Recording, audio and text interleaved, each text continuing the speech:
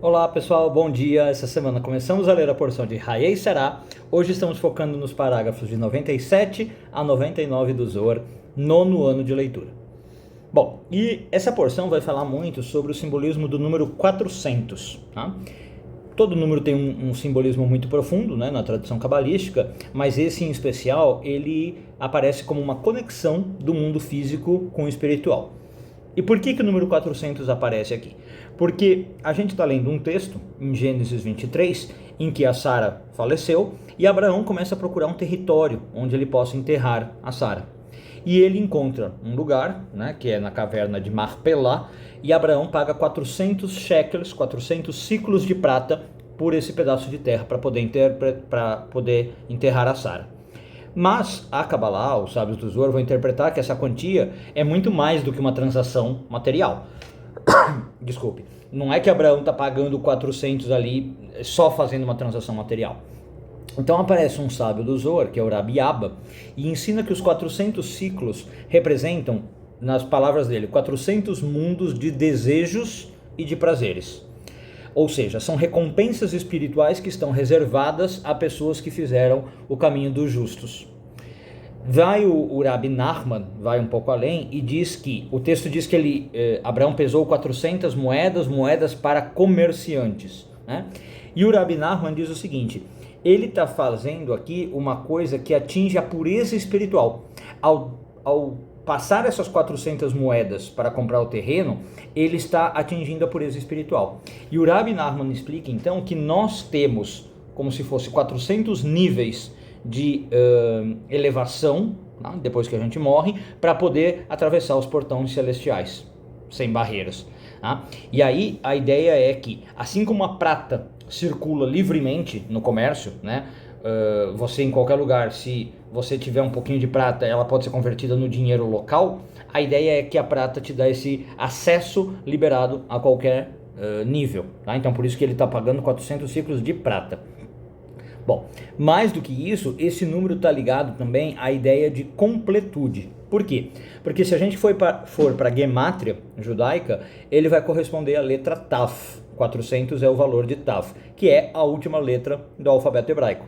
E como tudo que é o último simboliza o quê? Uma perfeição, um término, acabei.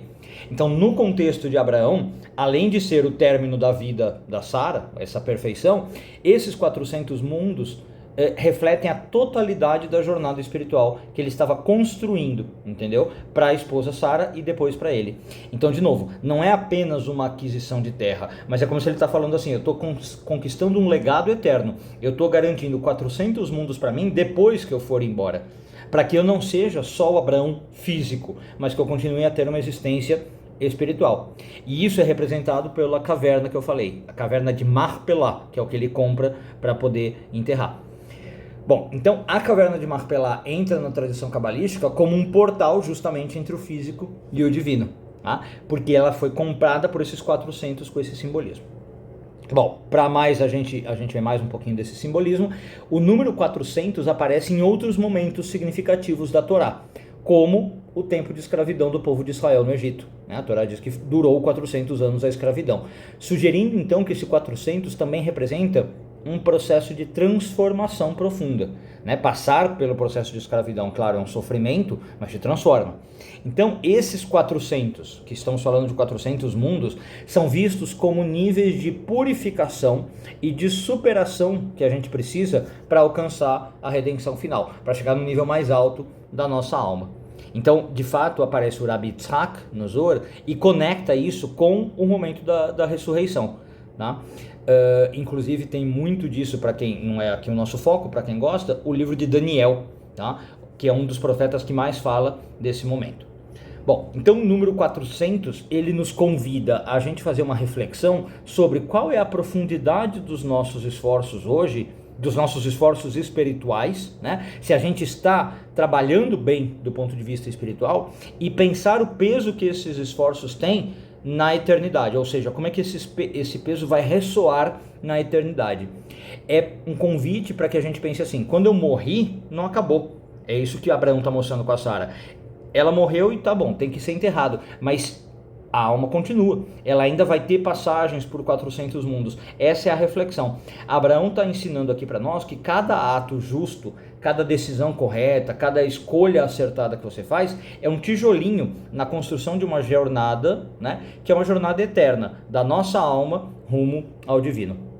Um bom dia a todos e tudo de bom.